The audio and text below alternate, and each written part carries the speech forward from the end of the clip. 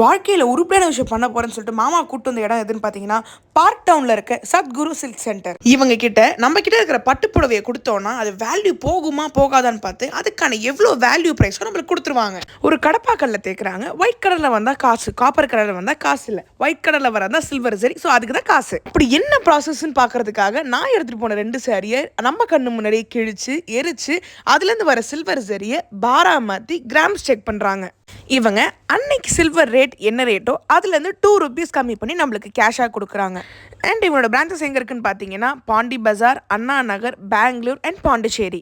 இல்லைங்க என்னால் நேரில் வர முடியாதுன்னு அவுட் ஆஃப் ஸ்டேஷன்னா நீங்கள் ஆல் ஓவர் இந்தியா எங்கே இருந்தாலும் சாரியை கொரியர் பண்ணிங்கன்னா உங்களுக்கு கேஷை வந்து ஆன்லைனில் ஜிபேயில் டிரான்சாக்ஷனில் பண்ணிவிடுவாங்க.